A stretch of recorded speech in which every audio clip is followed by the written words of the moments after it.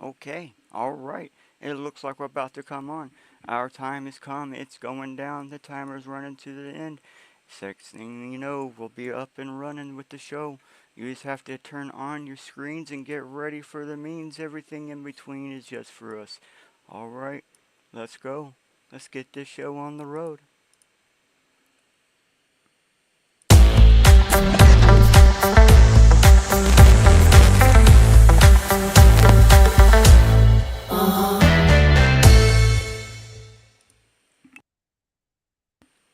Thank everybody for showing up and coming in. Just want to go ahead and, before we keep going, I want to thank the sponsor, RoundlyX.com. Go ahead and jump over to RoundlyX.com and use that code Changes Perspectives to get a free $15 in Bitcoin when you sign up today. And if you haven't signed up, try the Ideal Bumps. It's one of my favorite features of RoundlyX. And thank you everybody for showing up today. We have a special guest. If you catch the Twitter, then you already know it's going to be Mr. Graham Dipnos or Mr. CryptoPalantir, and we're super glad to have him in. We're going to basically have a talk about technology and freedoms and see if this basically has any way of helping each other with technology and freedom, and see if they're a burden or anything in between. Because we know Mr.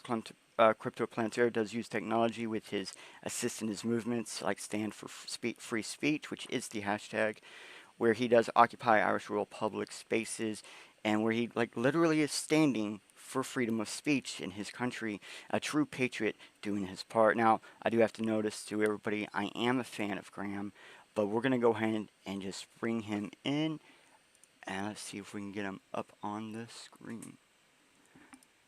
Mr. Graham, can you hear me? Yes, sir, I can hear you. I'm Awesome. glad to be here. We're glad to have you in. Super glad because, like, I'm a huge fan.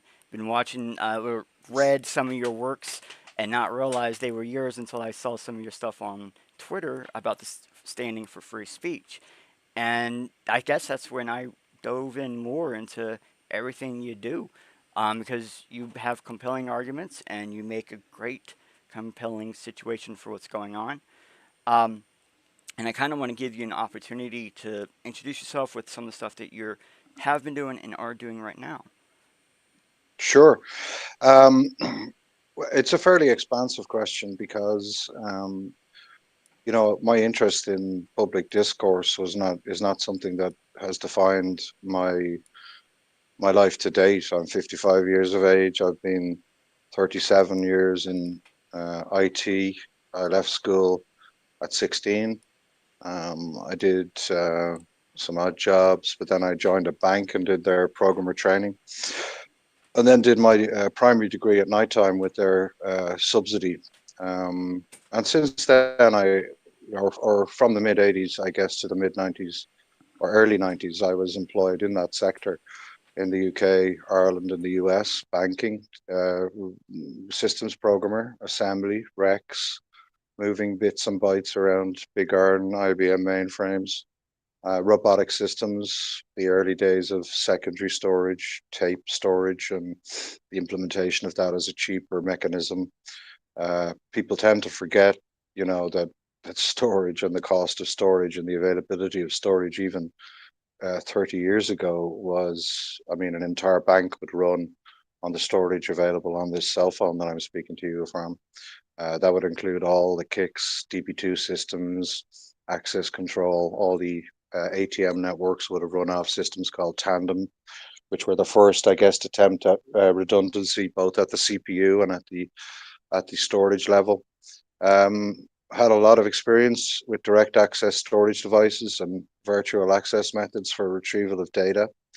Um, Spent a lot of time doing disaster recovery and business continuity planning, especially in the tri-state area, New York, because the bank that I worked for at that time had acquisitions in the US and operations in Poland, Eastern Europe, just after the collapse of the Berlin Wall, and the UK and Ireland. So it was a good education and also a very broad spectrum of technology, covering, as I say, mainframe, mid range, the nascent distributed systems environment, OS2 competing with Windows NT, retail banking systems using more power in branch rather than polling the mainframe, the first and early starts of what we would call, or did call, and I guess you could still call, personalization, which is really a fancy word for recommender systems, which didn't really have that nomenclature at that time.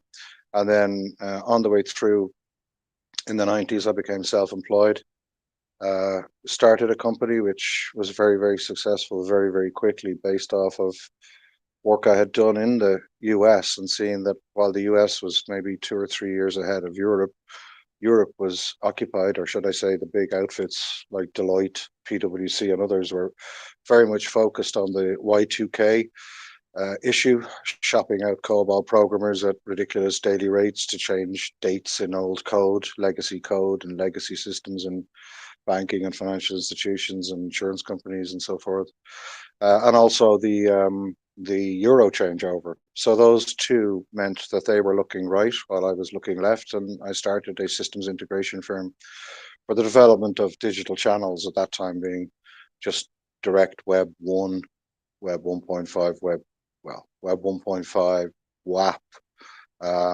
digital TV, that type of thing. We a client list of a who's who: Hollinger New Media, Telegraph Group, Guardian Newspapers, Dresdner Bank, Deutsche Bank, Formula One, Forbes, Pop.com, which was one of those failures, rare failures of Steven Spielberg, and a whole host of other people who wanted to take advantage of this ability to be more directly connected to their consumers.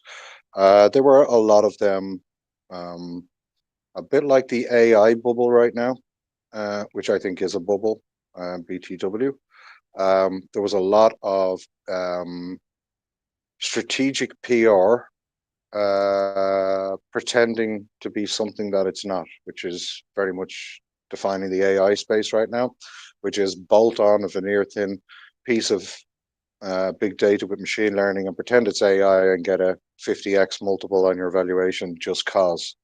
My primary degree is computer science, postgraduate in artificial intelligence from the Surrey Business School, University of Oxford, in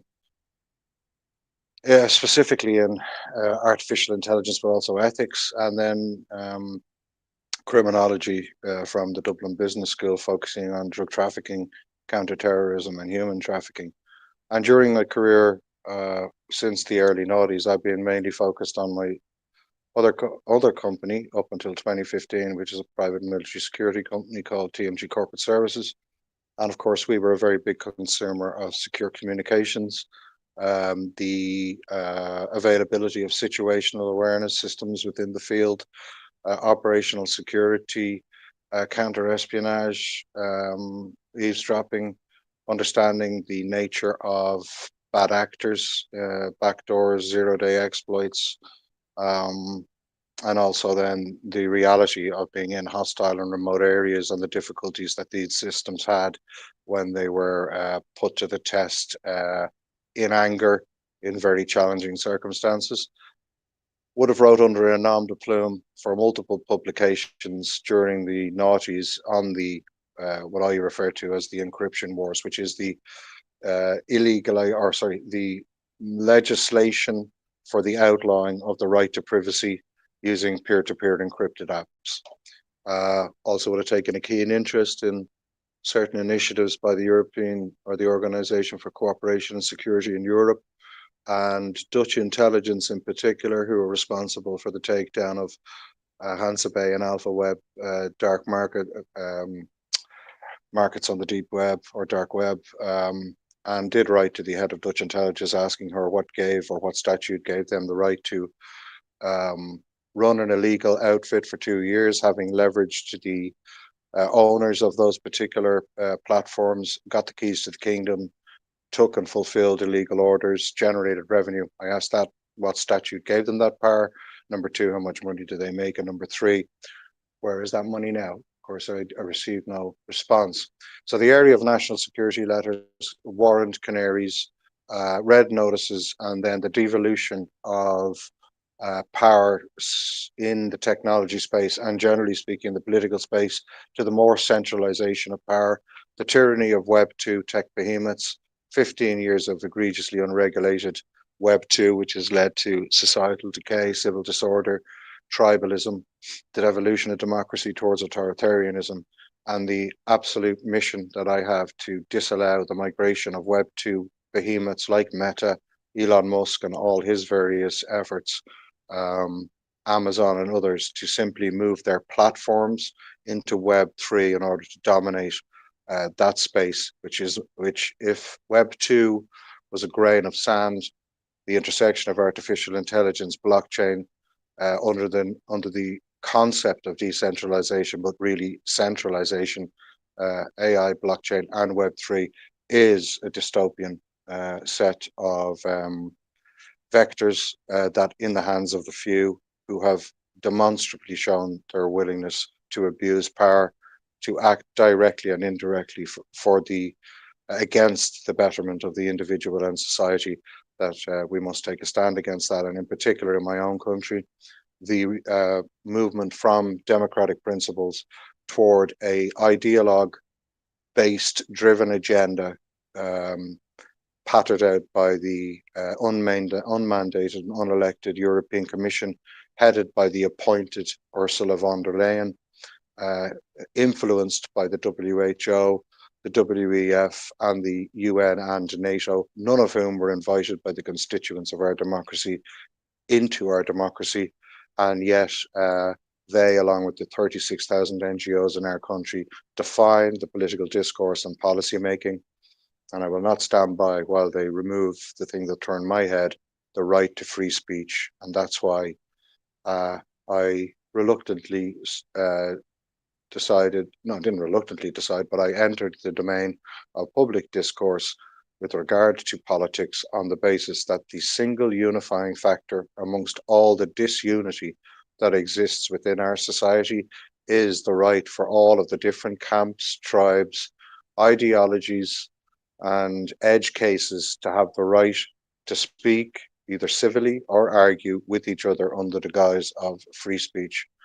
I hope that monologue wasn't too long. I do have to pack in a lot in these introductions, and it does set context for the balance of the conversation.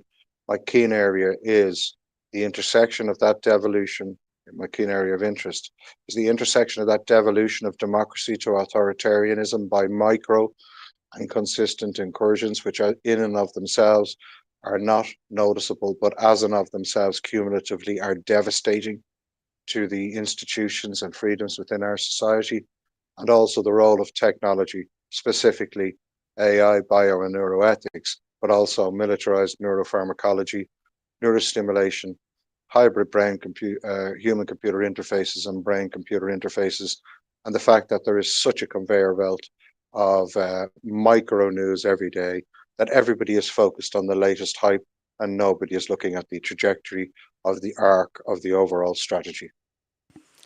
Well, yeah, it is a nice intro for sure, and definitely does cover some of the points we're going to be asking in a bit. And to be honest, like when I read some of your papers and stuff on the ethics of AI and why it should be there, and I kept seeing you were saying stuff like crossroads of diversity, and I kept going, what got you there? And now just hearing your monologue, I think I'm realizing what got you there was the seeing the transition from Web 1 to Web 2, because I was quite young when that happened. Like, I was on the internet during like 98, 99, 96, and I remember going and finding like the router packs on the bottom of web pages and finding the site through routers and using them as services and stuff before they became the Onion. And and I remember the when things changed from where you could go to almost any of the web forums or websites or BBBSs, and talk to people, and it was almost always normal and civil. You almost couldn't. It was hard to get in fights, and then around AOL, I guess it would have been a few years back before AOL got real popular. I noticed it came almost like disobedience online, and I almost got that from you. Like you seem to have been grown and through, or worked with and through all of that age. I'm taking it, and is seeing that there, then seeing the disobedience within your own politicians within the internet. Is that what got you into the ethics of AI, or was it something else that really got you into ethics with all this internet? No, the ethics piece started a long time beforehand. I've always been interested in the difference between words and actions, the lack of accountability that exists barefaced within institutions and societies across the West, and over decades has the tariff which travels with things like lying to your constituents, being caught in acts of corruption, um, being caught clearly acting against the best interests of your nation and your constituents, that it no longer surprises people. So a good example is the impeachment of Richard Nixon. Um, in one of the programs that I'm involved in with the University in Southern California, who I wouldn't like to name, we've taken every single executive order from the Carter administration through to Reagan's 2 terms, Bush the first's 1 term, Clinton's 2 terms, Bush the second's 2 terms, Obama's 2 terms, Trump's term, and the term to date of Biden, and looked at those executive orders, the number of executive orders, the outcome of the executive orders, and what those executive orders amounted to in terms of the benefit to the constituents or the degradation of freedoms or the removal of limitations within statute and or constitutional limitations as to the um, things that the commander-in-chief is allowed to do on behalf of the American people. And I could, off the top of my head, name a half a dozen impeachable offences that just came out as soundbite pieces of news that nobody ever paid any attention to. A great example is the executive order by Obama um, allowing the extrajudicial assassination of American citizens on foreign soil by drone without any due protest or due process. A second would be the tax affairs of the Clintons. A third would be the Lewinsky affair. A fourth, fifth, and sixth would be the Blair, Powell, and Bush the First UN Security Council false data regarding WMDs in Iraq. Another would be the destabilization and deconstruction of Libya and Syria as sovereign nations, notionally under the UN Charter, but nonetheless bombed into the ground because Gaddafi dared to remove the petrodollar as the denominating currency for his oil. And similarly, Gaddafi in Iraq, or sorry, similarly, Saddam Hussein in Iraq, but Bashar al-Assad's refusal to allow the Qatari pipeline. So when a lot of people will say, oh, it was because they were bad people. Well, in and of themselves, in the context of Western relativism, they may have been considered bad people, but in the context of their own societies, there was free education, there was housing for all, there were social programs, and whatever way you would approach the changing of the individual, that is one thing.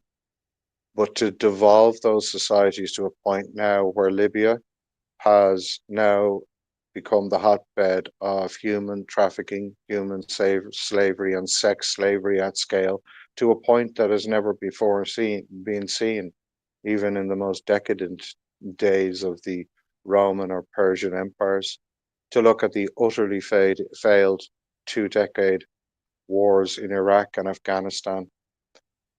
Afghanistan funded in the 80s by the US in the form of the Mujahideen, popularized in a Hollywood film with Tom Hanks in the leading role as a comedic, an atrociously disrespectful comedic take on the lobby to provide surface to air missiles to allow the Mujahideen take the Soviet attack helicopters out of the sky and thus turn the tide for the Mujahideen in that.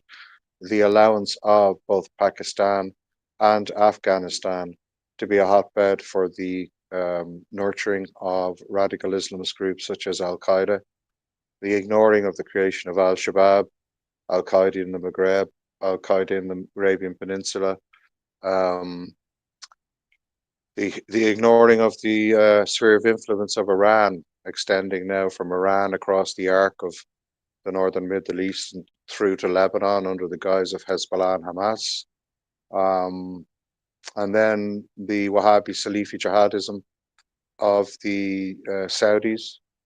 And all the time, business continues as usual for the corporations. And in Iraq, the Halliburton contracts for the reconstruction.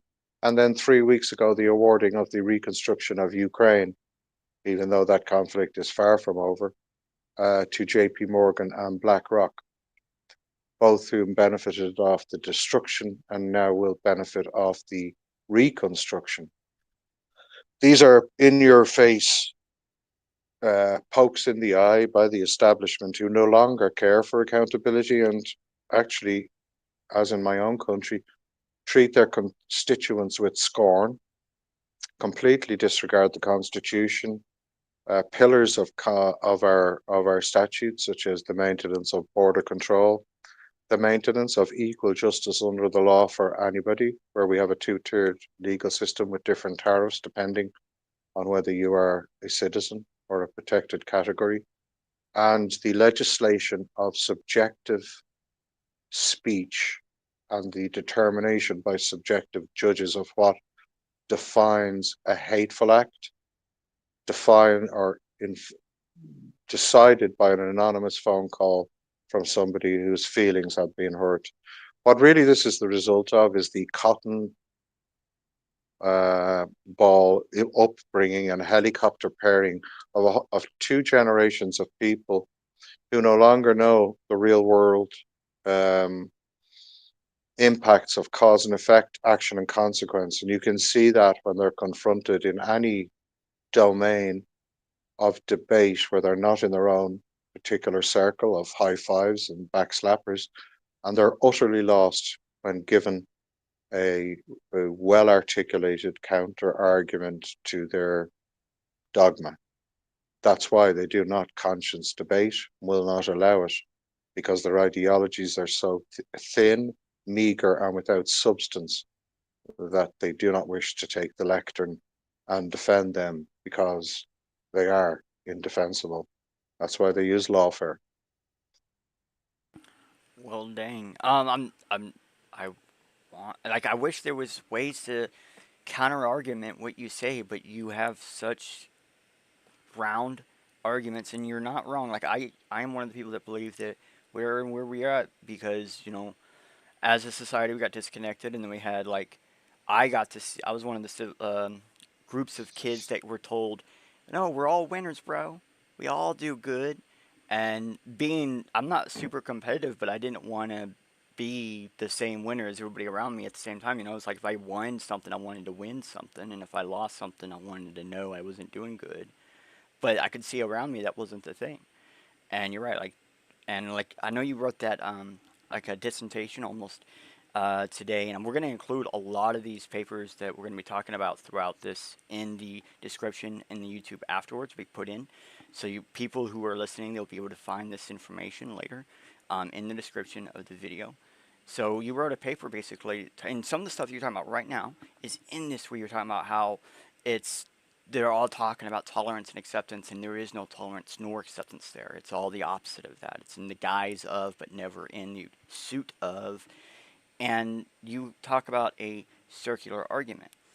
And I hate to be as dumb sounding as I'm about to say, but this circular argument, is this the same circular argument of that we've been seeing in society for the past 20 years, where we see a group of people, like in America I'm used to seeing there was a group of people where everything was about you do your own, you build your own, you be your own, you build together when you are your own, and then immediately a group of people that was like, no, we do everything together and we build together and then a group of people 2 generations later where they kind of want to build their own, be their own. And then is this the circular argument, or is the circular argument about something actually different, not the actual repeating of we keep having the strong people create the weak people create strong people? Well, the concept of the circular argument is that it gets nowhere. I mean, at the very simplistic level. Um, in fact, a really good example that's totally disconnected from from from the idea of circular argument, political discourse, is closed loop circles in cryptocurrency and NFT projects. This idea that somehow within a closed ecosystem with no external revenue, that everybody can somehow thrive. And this circular argument that I spoke of this morning, and I would also like to draw attention to a couple of things about the writings. The writings are done, and I did point this out in the footnotes. The writings are done. It is my habit to write those essays free form from a stream of consciousness, and that's useful because it's not like with some reference material beside you.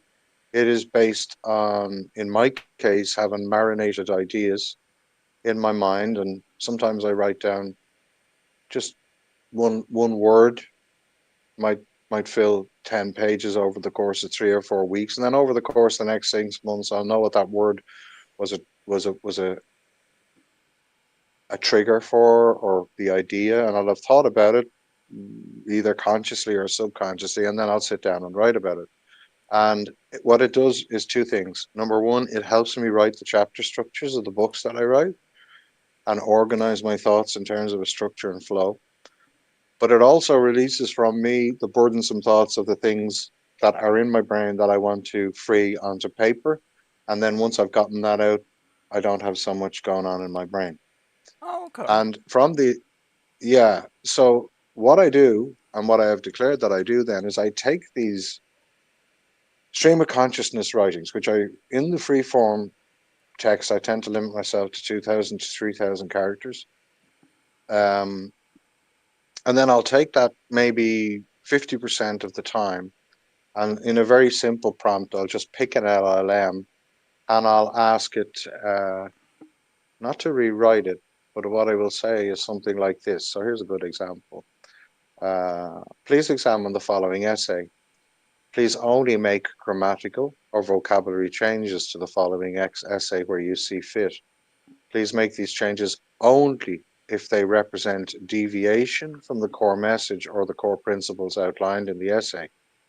While you are making these decisions, please note that this essay represents a heartfelt and genuine opinion as expressed by the author, and the author wishes to maintain the integrity of the core message in this essay and does not wish to have it augmented with third-party or referenceable material.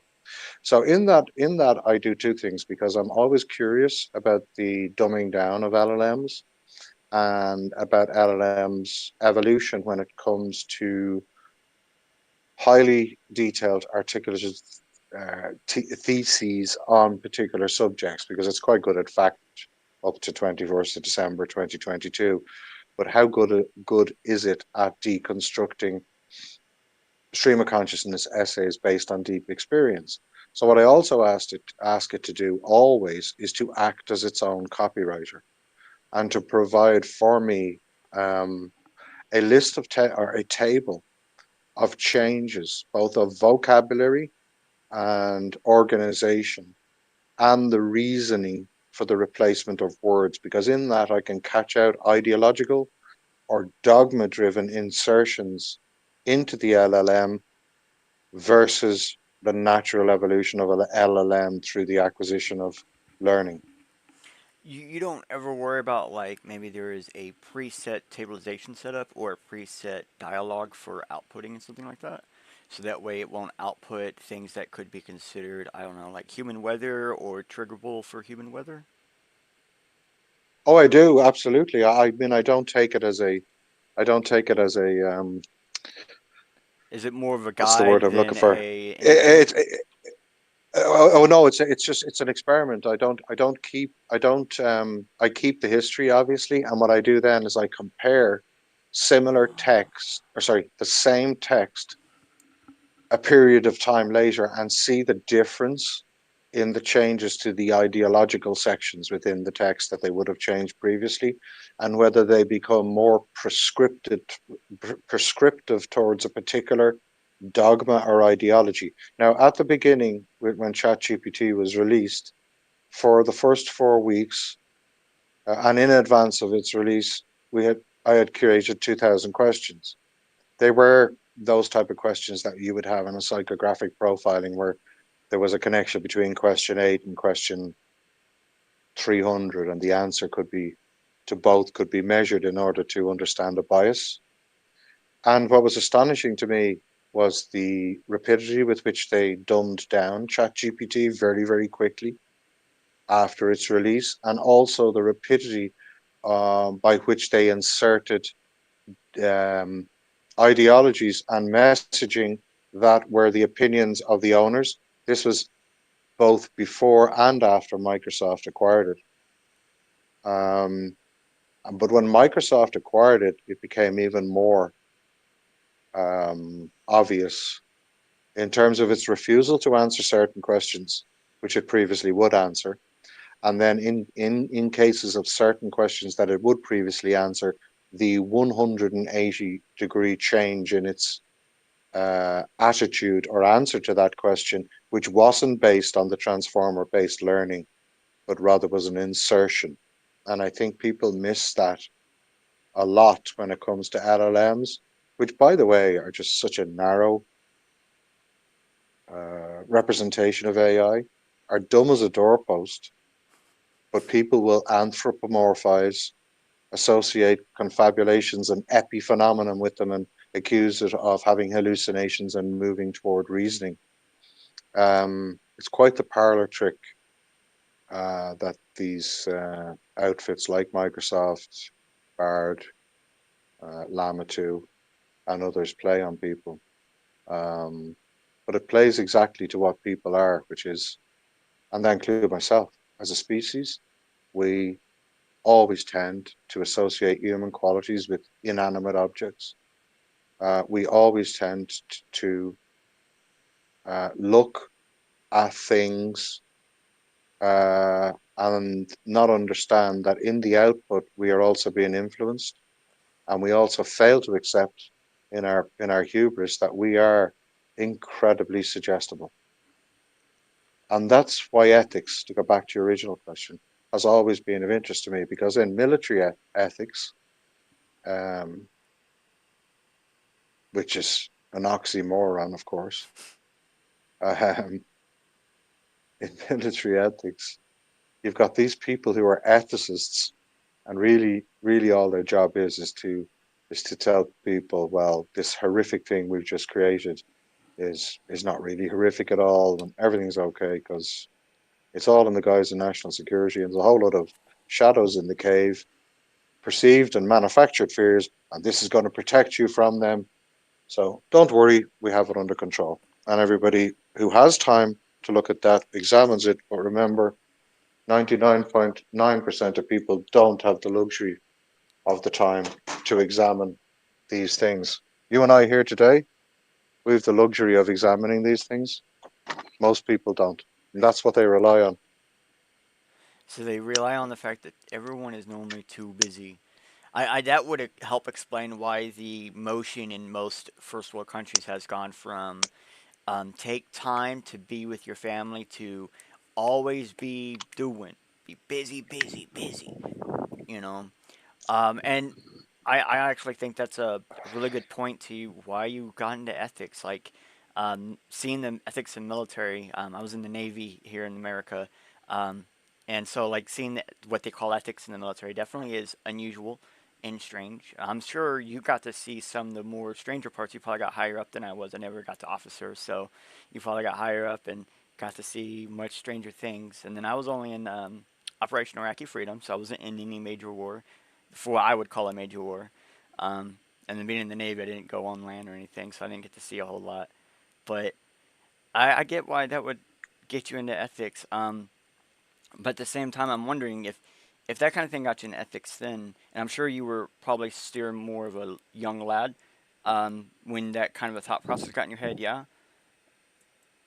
Yeah, well, I mean, I'm, as I said, I'm 55, so I was born in 1968 on the 18th of June, and that summer happened to coincide with the human rights marches in Northern Ireland.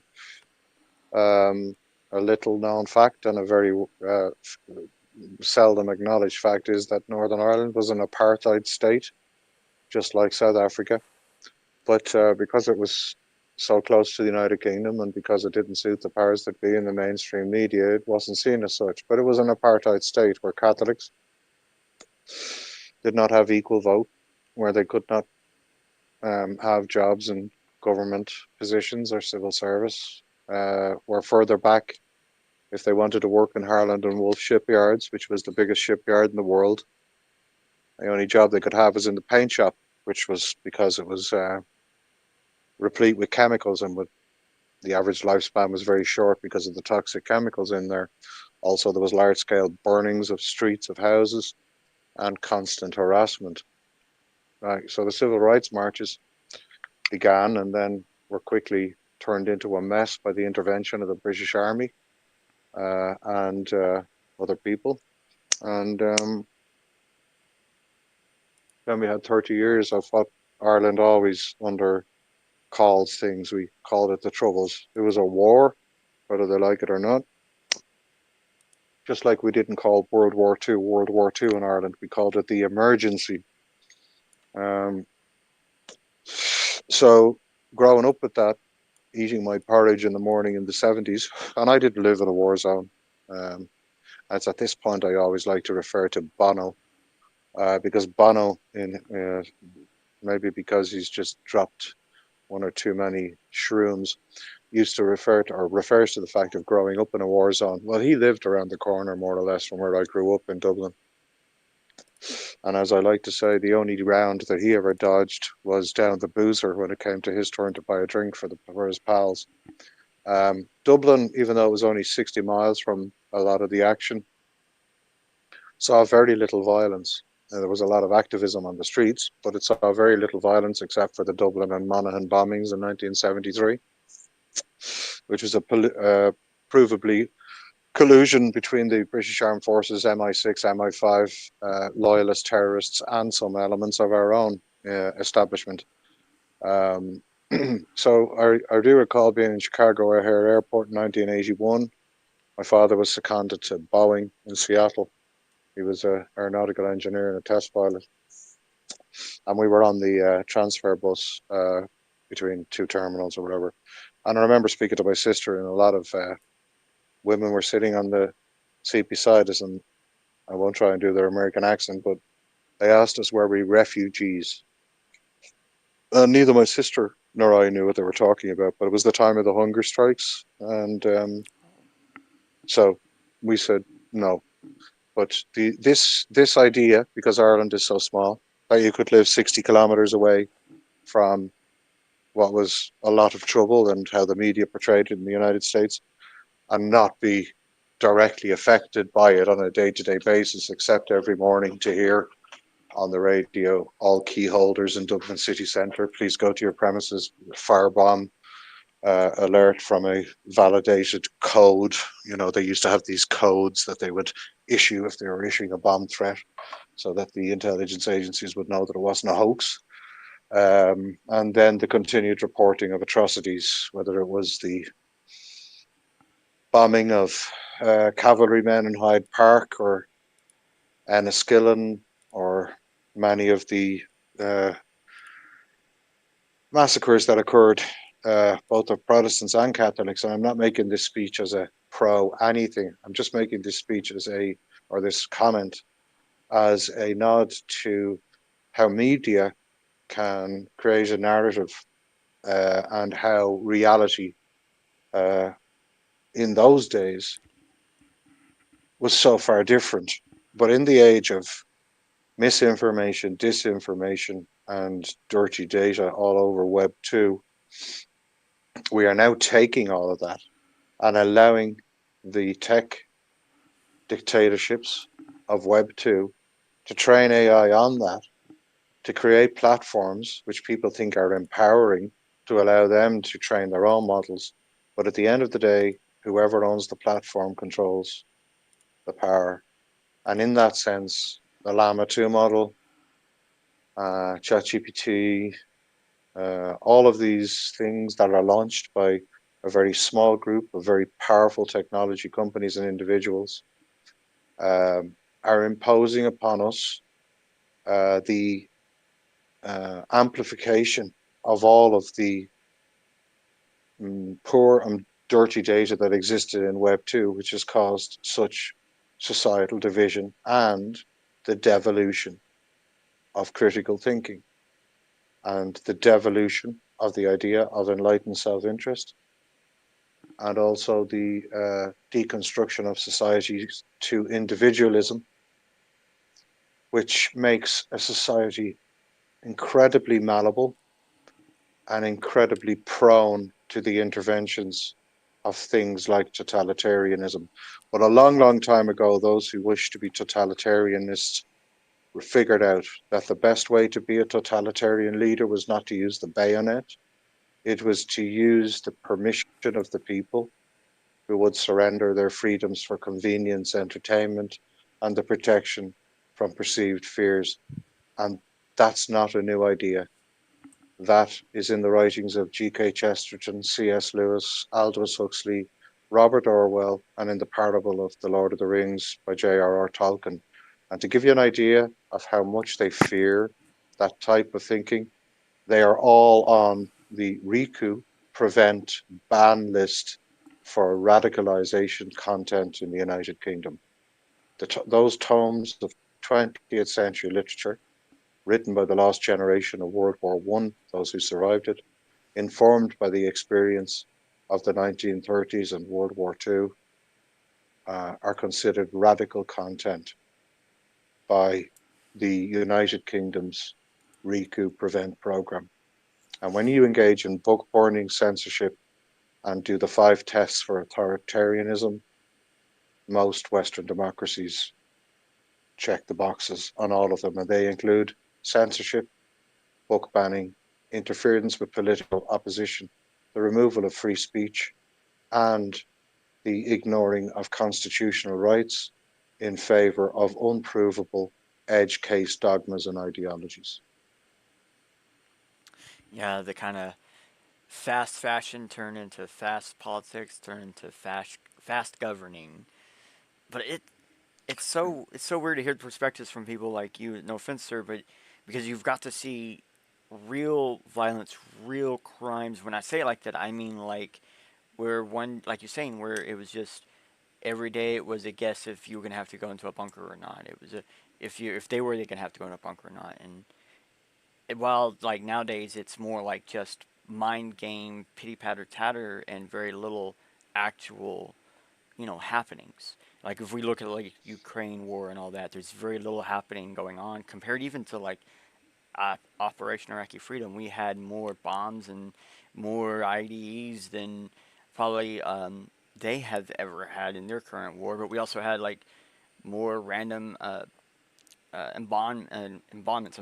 I know I'm saying the wrong word. Where they just ambushments and stuff like that. But it's almost like wars are getting lesser and lesser to the physical and more to the logical. And is AI making this worse or making it faster? Of course, I mean, there's a couple of ways to look at that. The So what's the best way to allow a normally, um, let's say, a person who has a moral compass, a person who is interested in justice, a person who knows the difference between right and wrong? What is the best way to not have them suffer from looking in the eyeballs of somebody and the close-up nature of murder? What is the best way not to have them feel the emotions that drives?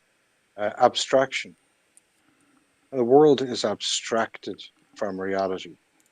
And a great example of that is medals that are given to drone operators who sit in front of a bank of computer terminals thousands of miles away from the people that are on the receiving end of the Reaper drones munitions, who sometimes are, for the benefit of the greater good, killing innocent civilians. Madeleine Albright summarized it. 500,000 people, children in Iraq, she was asked, do you think it was worth it? And her answer was, yes, we do. Whoa. Think about that. 500,000 children murdered. Um, and he really feels with that film of children.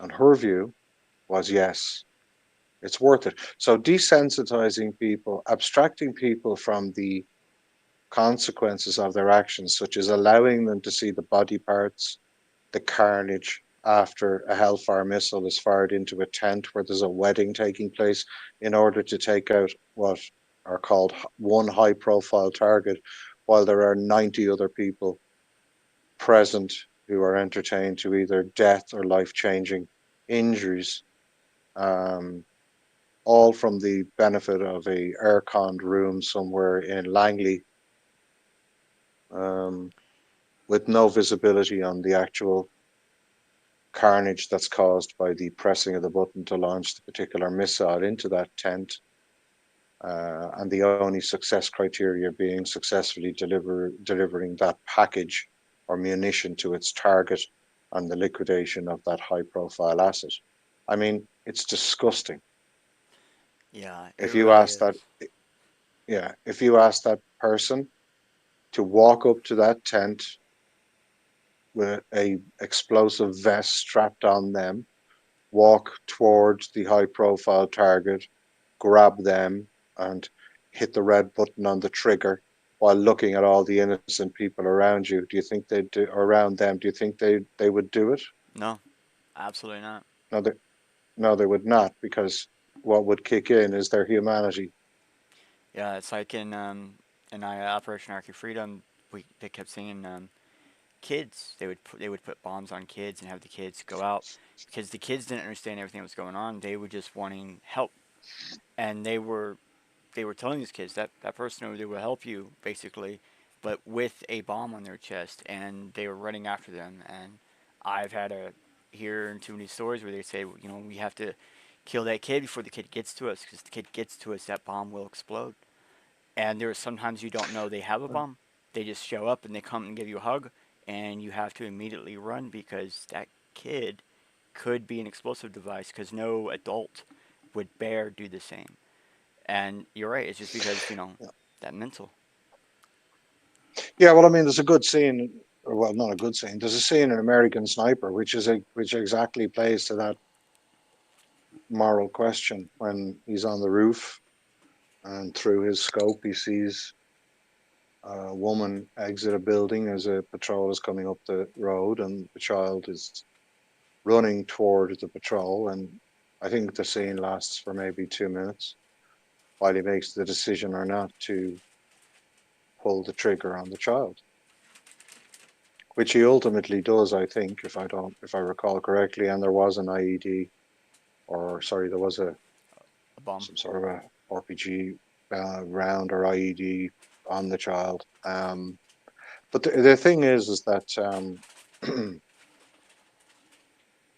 how did we come to this? Well, we came to this because militarists realized that standing out in the middle of a field with a uniform as an inferior force facing a superior force who could take you out from dozens of kilometers away using precision munitions wasn't exactly a strategy to win a conflict. So what do? They go, well, guerrilla warfare is not exactly a new concept, but bear in mind that the US military has been, well, I mean, I'm not going to say defeated, but put into a stalemate by Vietnamese farmers, Afghan tribesmen, poorly organized militia in Iraq and Syria, and presently is sending tens of thousands of Ukrainians to a meat grinder on a very strong defensive line in southern and south and eastern Ukraine. This legalization of cluster munitions, or sorry, the not the legalization, but the go signal for cluster munitions was somehow seen as a new thing. Cluster munitions were dropped on scale at the residents of Donbass by the Ukrainian armed forces in 2014. Oh, I didn't know that. I mean, I know that cluster ammunition or cluster bombs have been used before in the past in other wars and such. Mm, Um, mm. I didn't know they were used as recent as that. I thought the Well, last cluster time we used bombs, them was like Desert Storm, because no, those are cluster the ones where they munitions were break dropped. apart and could have more inside, right? Yeah, well, I mean, cluster munitions are number one, they're indiscriminate, but number two, they're like landmines. There's lots of munitions left unexploded on the ground, and for many years afterwards, they represent a risk, obviously, either Oh, after the conflict or during the conflict to civilians. But cluster munitions were dropped on Donbass in 2014 by Ukraine. I don't want to devolve this into a geopolitical space and the errors of and by the way, it's not anti-American, it's anti-US military industrial complex and mm, the activities of covert agencies and their inability to, or their willingness to sow discord and disunity, destruction and death globally. The problem they have right now is that after uh, destroying the countries around the perimeter of Europe, which has created a impossible to solve refugee crisis, now we have a conflict at the heart of Europe and the prospect of the only way of getting NATO to trigger Article 5 being a super false flag, and that false flag in the form of the Zaporizhia nuclear power plant, where Article 5, according to the US militarists, will be triggered if a single element of radioactive material falls on the territories of any member nation of NATO. Um, the nations of Europe do not want the escalation of the Ukrainian war. Um, that is to say, the people, the governments, of course, do. Our own prime minister, coming from a country that possesses zero military capability, only 3 days ago went to Ukraine on behalf of the Irish people, which was not on behalf of the Irish people, to say that we would continue to support him, Zelensky, and his organized criminal group of Banderite ultranationalists until as long as it takes. Well, it'll take a very, very long time for Zelensky. He's been given 777 howitzers, which were meant to turn the tide. They did not. His pilots were trained on F-16s, which was meant to turn the tide. It did not. He was given all of the material that the Czech Republic, Germany, France, and others donated mm-hmm. from their stocks and arsenals. It did not change. HIMARS systems and SAM systems were to turn the tide. They did not. So forever wars will no longer solve the US deficit problem. So now we've got CBDCs, a bit like the 1933 and 1934 Gold Reserve Act by Hauptmann, the Secretary of State for FDR during his entire four presidential periods, who also, by the way, had the counter plan to the Marshall Aid Plan post World War II Germany. Marshall Plan obviously was to rebuild Germany as a buffer zone against Soviet aggression. The Hauptmann Plan, on the other hand, was the seizure of the industrial areas to be put into an international zone run by the Allies, the removal of 50% of the remaining citizenry of Germany to other parts of the planet, and to leave the remaining 50% to look after the agricultural needs of Germany. It was estimated that 27 million Germans would die of famine in the first 10 years of that policy, a bit like the collectivism policies of Stalinism. Russia's 5-year plans. And it was only vetoed on the July the 21st, 1947. So they gave it a good long thought before they actually vetoed it. And they only approved Marshall aid because of the clear and obvious intentions of the Soviets to blockade Berlin in 1948. And similarly with Ukraine, anybody who thinks this conflict started on the 24th of February or the 22nd of February 2022 should look again. They should also look at the Euromaidan revolution and the speech that John McCain gave in a soapbox encouraging ultranationalists to overthrow a democratically elected government, and look back to 2008 and further for the fact that Ukraine represented the biggest laundromat for illicit got gains of every particular organized crime group and corrupt government and politician globally, was also particularly handy for certain experiments and certain other types of activities. Not the creation, those biolabs are not the creation of bioweapons. They were test beds for the outcomes of bioweapons.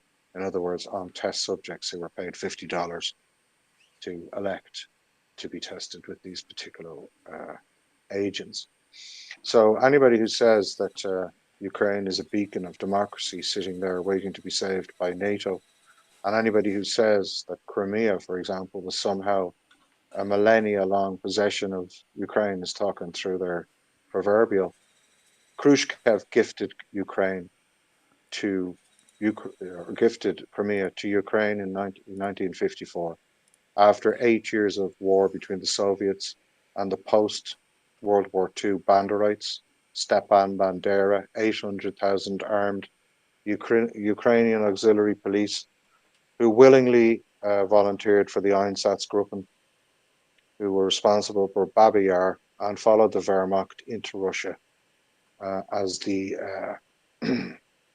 rear units who mopped up the civilian population and carried out the scorched earth policy. And that's worth pointing out because before the industrialization of extermination in World War II, genocide by bullet was the way, and the Wehrmacht and the higher ups in the German army were concerned regarding the morale of German troops. So they sought volunteers and they received them willingly from three nations in particular: the Netherlands, Lithuania, and Ukraine.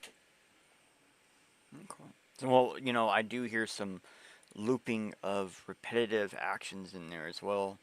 Um, and and like I know I'm going back to some of the questions, but that is kind of the plan is to go through some of this AI stuff. A lot of people that watch me, they know I have fun with AI. They know I like to play with a lot of stuff. But I did private paper, an entire hashnet system that allows people to like digitally secure web documentation or text online, so you can actually take it offline, be portable. It's almost like Web 1 systems inside Web 3 because it's just a generator. I'm sure you remember those. Like they used to always be around. But yeah, you just Mm, go mm, load up a generator, get offline, fill it out, hit a button, boom, you have a form, and it's usable offline as long as it's text or base 64 or something like that, some kind of multimedia hash. But then it works. But that's why we're going to go back into the AI a little bit. But what I'm hearing you say is I hear you saying there was a loop in the industrial complex for that forever war to keep their money, and then they're changing now, and they're still in the same sense of being a war in there. But the question was like, does AI make this faster? And I kind of think that's what you're implementing on that process is we're seeing as technology gotten better or whatever, the loop cycle is faster that these systems are going through to make their profits, to make their money, to dump on the people. But also like the dumbing down of the people seems to be faster than like when the Soviet Russians performed their dumbing down of countries. Um, and the other similar tactics that we're seeing like online and stuff, from propagandable news ads to propagandable media ads to direct propaganda media like TV, movies, radio. Um, and I do mean on both sides of the field. I do see propaganda for both government and against government. I do see anti-government propaganda, so to speak, in that same case. But I've been noticing like AI is being used so much more in these propagandas. Um, and someone that I know, they came up with this idea. They said, well, what if we just had AI do all the fighting? Would that be able to take away the freedom of speech from people? If, like, say, for example, me and you, instead of me directly talking to you, what if my vocal thing went through an AI to then output to you some vocal thing, and then vice versa? So we never actually know what each other said. Privacy, right? But at the same time, whatever outputs on the other end could be anything regardless of what was said, right? So Yeah. is this the type of fear of war that we really have to look at online? Is that we have a I think I said to you, "Hey bro, get off my lawn," and you thought you told to me, "Hey bro, get off my lawn," but what you got was, "Hey, how you doing?" And what I got was, "Hey, how you doing?" Yeah, so that's a super complex question, because for the benefit of the audience, let's examine what it is that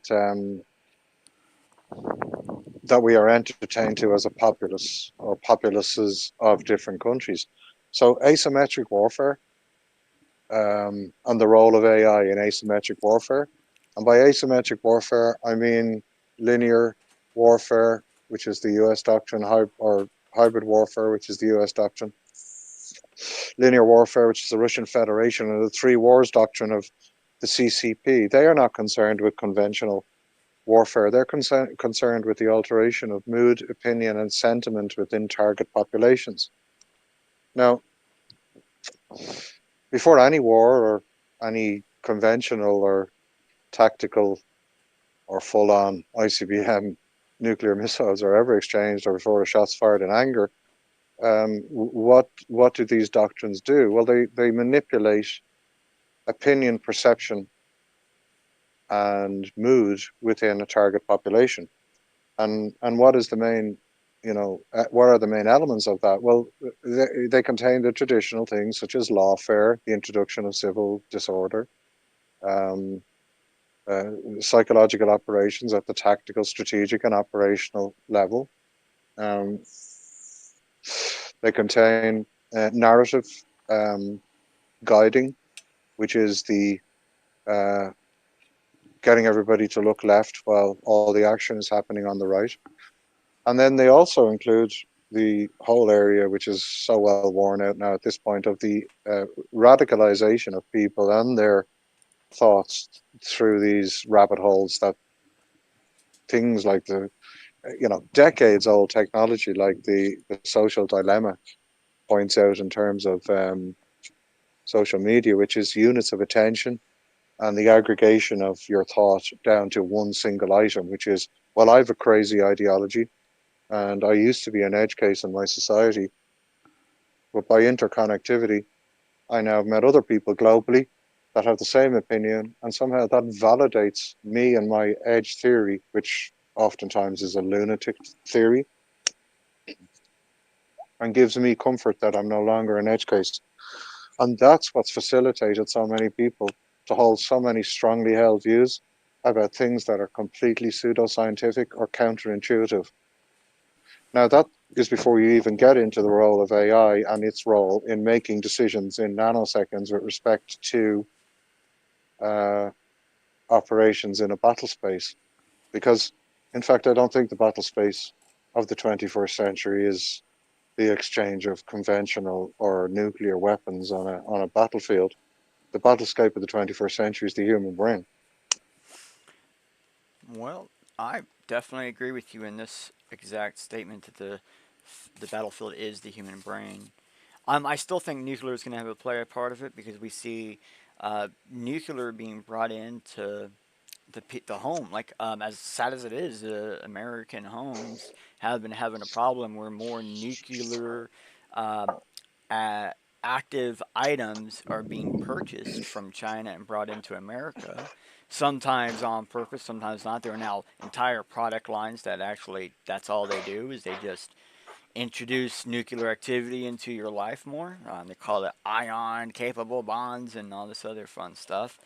And I know AI has, believe it or not, AI actually has a lot to play into the most recent advancement of that technology, the pseudoscience of metaphysics, and the what all the order escape and all that is, because it's able to produce very real sounding or real seeming sounding uh, jabber or jargon for people to listen, and they inherently take that meaning something else, right? They infer it, and then they go into something else. And I've unfortunately read an entire paper where someone was explaining why it needed to have AI move us in these ways. And so with AI mood and AI weather, um, I come to fear is, when are we going to have like, instead of mood rings, remember those old fashioned mood rings, or the heat sensitive stone? When are we going to have human weather mood signs for our shirts, or a little, something you have to pin on, where it tells people around you if you're mad, upset, sad, or whatever?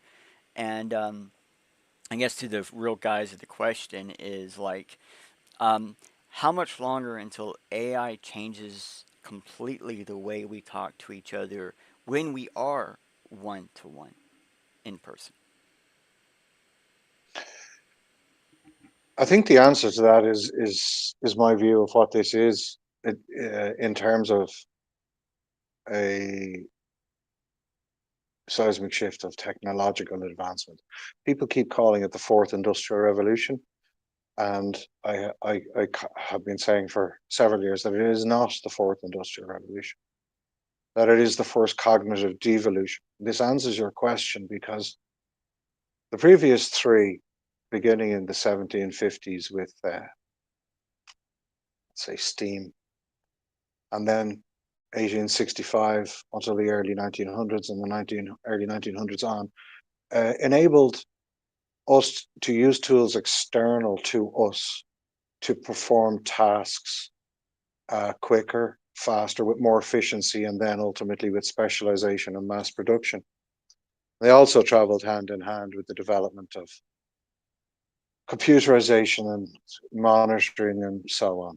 However, as the nomenclature would have it, this is the fourth industrial revolution, but it is not, because all of those previous three industrial revolutions did have an impact on the cognitive and the perceptive elements of people in the way they viewed societal structures. For example, the destruction of the arts and crafts industry in rural areas, the removal from rural areas of large scale amounts of small farmers in favor of landlords who wish to clear small farmers off the land and use mechanization to reap greater profits.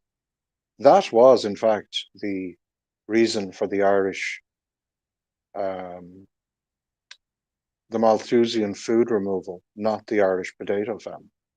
It was the clearing of conacre farmers from the land in an age where absentee landlords realized that it was more profitable to have large, open tracts of land farmed by mechanization than to collect rent of families who lived on 1 acre.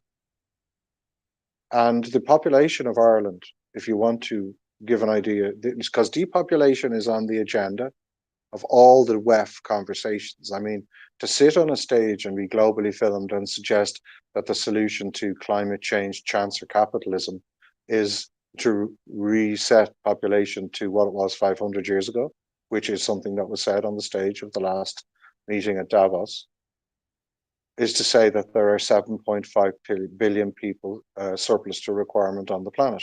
And why is that? Well, every industrial revolution disintermediated or closed down some particular industry. The word Luddite entered the English dictionary because the cotton ginnies, which would automate the process of weaving and so on, and then the steam engines, which would replace the donkeys that used to pull the carts, manned by people out of the coal mines and the lead mines and so on, used to take sledgehammers to these pieces of technology. And when you're in a room full of people who are technologists and in love with the technology, for the sake of the technology. And when you're in a room with people who are protecting their investments and you're an ethicist, then they will say that you fear technology, you fear change, you're a doomer, you're blackpilling the room, and so on. And the simple response to that is that everybody who has ever been focused on a narrow domain of ambition, and I think it's really timely that we have this Oppenheimer movie out right now, has always, if they have had any compass of any description with regard to morality, regretted the opening of a Pandora's box where they have invented things that cannot be uninvented. Now, Oppenheimer was an atheist, therefore he could take no comfort in his faith after he realized that he had created and handed in the pure pursuance all through the Manhattan Project of the acquisition of a weapon that would allow destruction at a scale never before conscienced by humanity. But post the achievement of that goal and upon reflection, he's quoted, as you know, from the Bhagavad Gita's, and said, "I have become death, the destroyer of worlds." Now that's what the verse in the Bhagavad Gita says, not what is often misquoted. But that he may have misquoted or paraphrased it, but that is the verse in the Bhagavad Gita. I have become death, the destroyer of worlds. Now that's with respect to nuclear weapons. However, with artificial intelligence, and by the way, I do not believe that we have artificial intelligence at this point in time. I think we have a very well structured public relations campaign to pretend that big data with machine learning is in many respects artificial intelligence.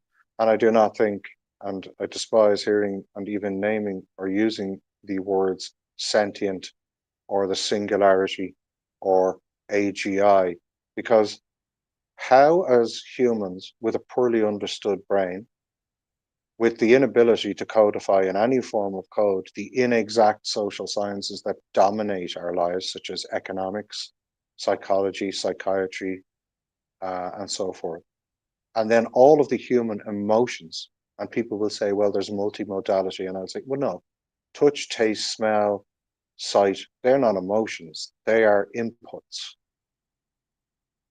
So when we cannot codify the concept of love, hate, anger, fear, how could you ever hope to have an artificial intelligence reason, which is one of the key tenets of AGI or alleged AGI? And in the effort to have an AGI be notionally sentient, then it must be aware of two concepts that are completely outside of the domain of our own ability to understand, which is that of our mortality and what is morality. Because morality is different here, and it's different where you are, and it's relativistic globally, depending on either religious belief systems, political belief systems, environmental belief systems, or other belief systems.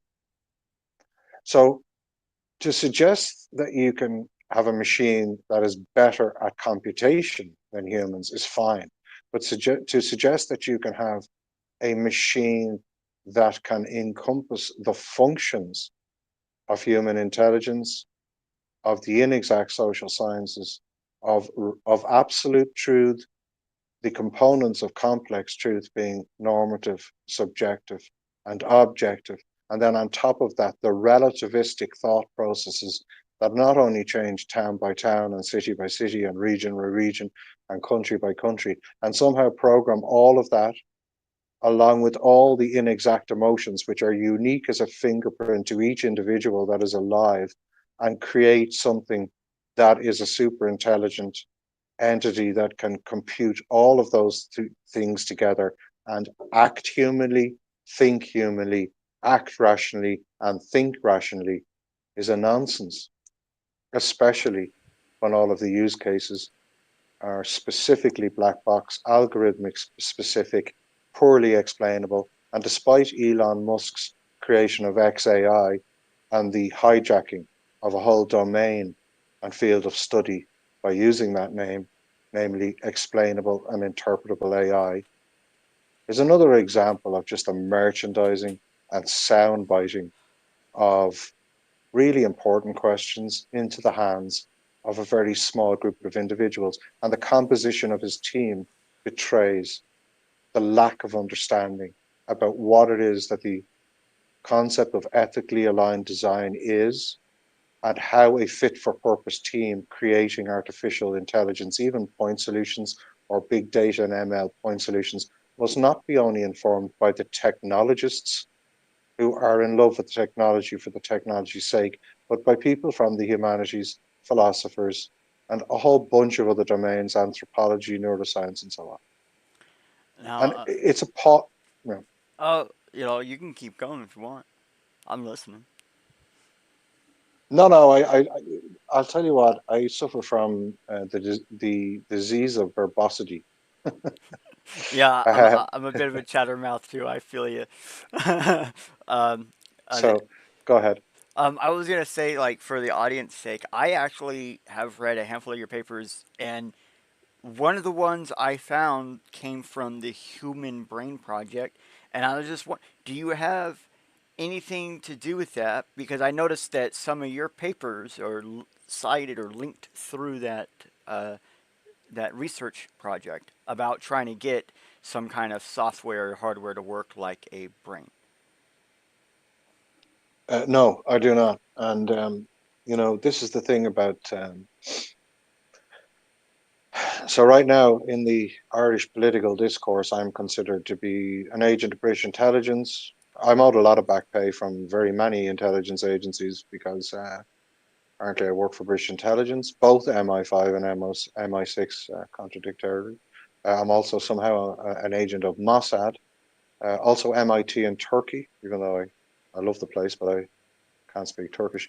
FSB military, also somehow the SBU in Ukraine, uh, any number of US TLAs, and then and then also a member of several paramilitary organizations. And I also work for the An Garda Síochána here, and G2 Military Security and Crime and Security Branch, which is the state security, national security threats apparatus within the Republic of Ireland. So Uh, no, I do not have any role in the European or the EHB, the Human Brain Project, I should say, the HBP, which has been going on since 2010, and yeah, which it's has been going been a the long subject time. of multiple ethical concerns. But also, let's not forget that Neuralink, the FDA granted human trials to Neuralink 6 weeks ago. Yeah, They yeah. started at 10. Yeah, they started at 10, and I think they brought it down to 7. Not that it makes any difference, but that's a company who's currently got 3 investigations against it. One for cruel and unnecessary treatment of their test animals, both or monkeys, pigs, and sheep, who were introduced to unnecessary suffering in order to accelerate the development of Neuralink based on the evidence of a couple of whistleblowers. Two, the illegal transportation of monkey brain pathogens across state lines. And three, a conflict of interest within their ethics board with regard to financial interests which are counter to the occupation of a seat on that board by certain individuals.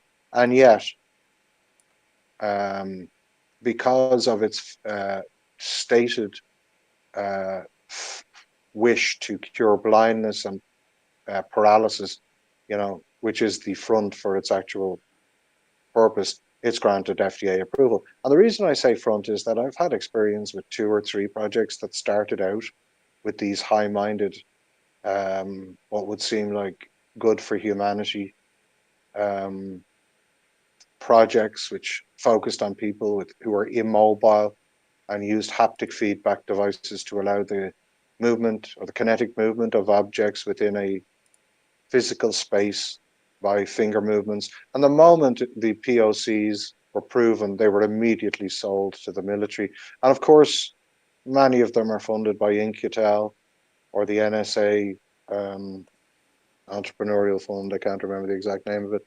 But these things that always have these high minded ideals in front of them, it's highly naive for people to think that number one, military advancement in what we see in the public domain is way ahead of what we see in the public domain.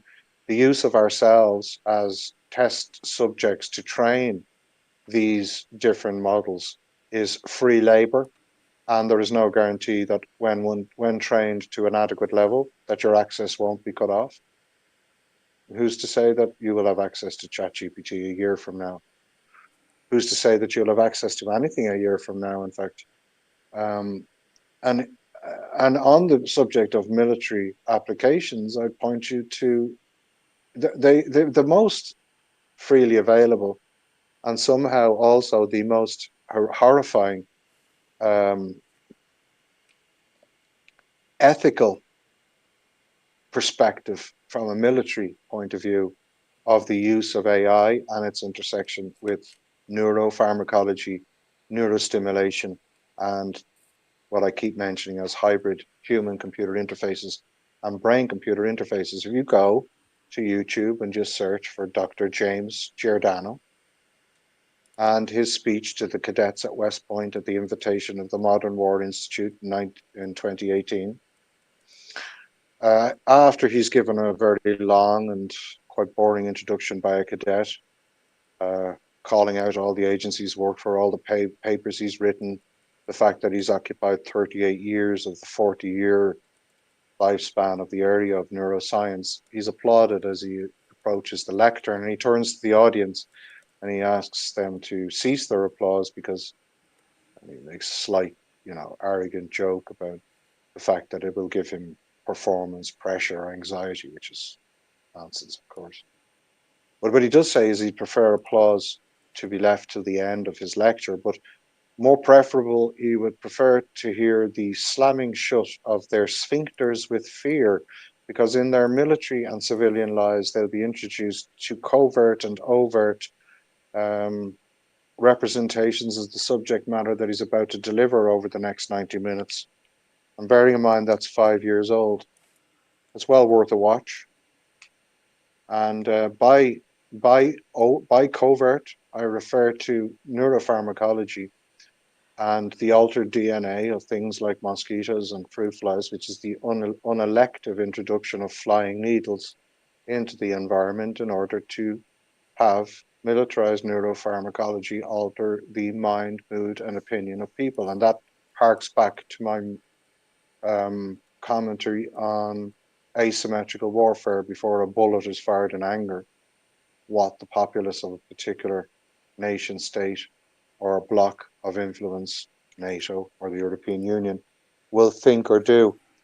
It's the devolution of critical thinking to social and brain atrophy, and the devolution of critical thinking to just complying with whatever people say in positions of authority because there's too much going on to try and figure it out, and you're too busy in your wage slavery and too worried about the removal of your rights under the program to be unfair CBDCs based on your social index, which won't be as blatant as China, of course. It'll have a much more sophisticated veneer of westernization on top of it. The Chinese don't really care because obviously they're authoritarian by nature.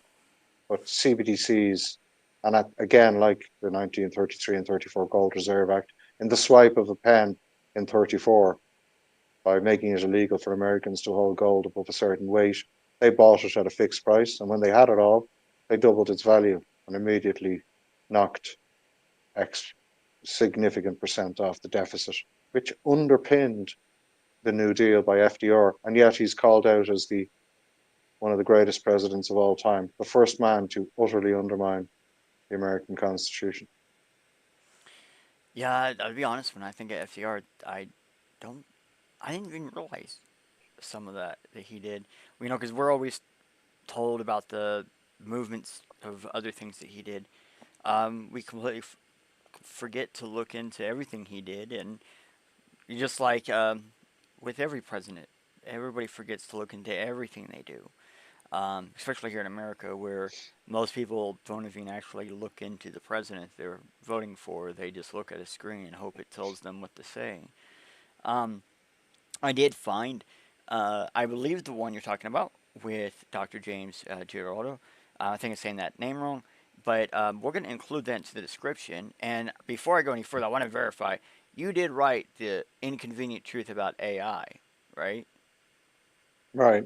Okay, so that's the thing that I got linked from the Human Brain Project. Then I found eventually from your LinkedIn after finding the inconvenient truth about AI, I did find the cognitive warfare, the human brain post, or the 15 sets of posts on LinkedIn. And I want to include the main one that in here in the descriptions and stuff because I think this is a lot of what you were talking about is also mentioned in these two posts of yours, so people can read further on that. I just want to mention that for the viewers, they can link into the description after this live is done, and they'll be able to see it in there and read more on that information in case they're interested.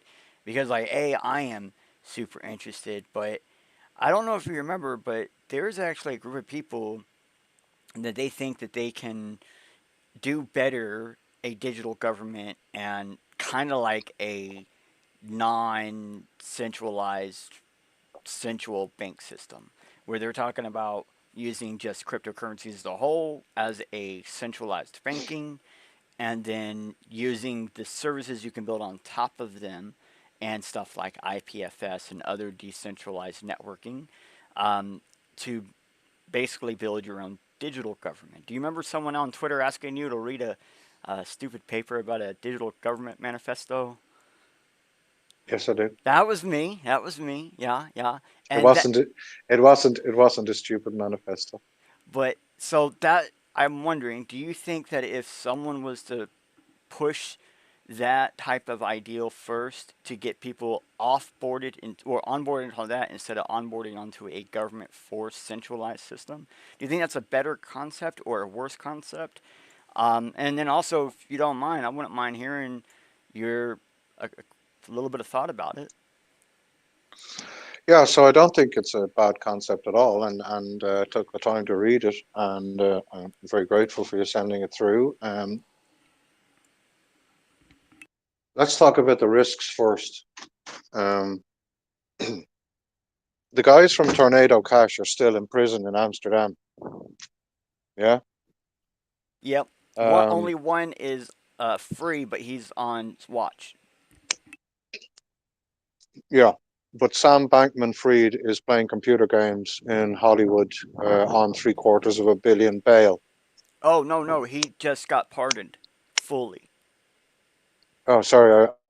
To be honest with you, I just didn't bother following. So he's been pardoned fully. Okay, good. Okay, Yep. fine. Not good. Not good. Well, there you go. Okay, so you see, we've a phrase, and maybe you have it too.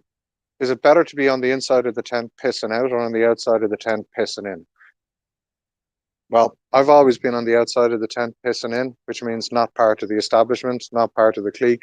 And that's one of the reasons why my company did not float on the tech mark and the London Stock Exchange in 2001, because I would not take dirty money as part of a last round before the flotation of the company at a valuation of £485 million sterling.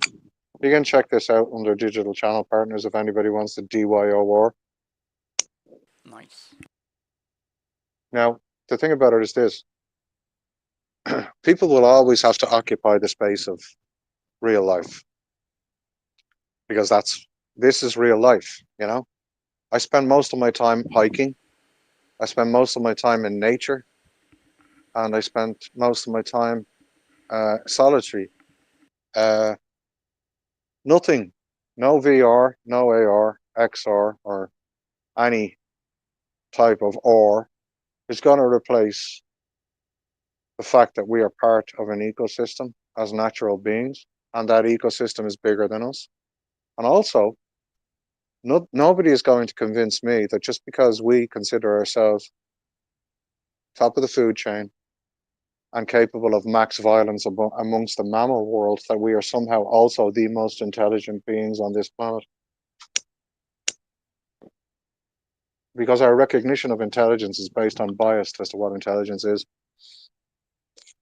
And we are so out of tune and so blinkered in terms of understanding what intelligence might be, that even when it's put in front of us, alternative forms of intelligence that bear no resemblance to what we consider the constituent parts of intelligence, that most people dismiss them. So one good example is all the work that Paul Stamets has done on mycology,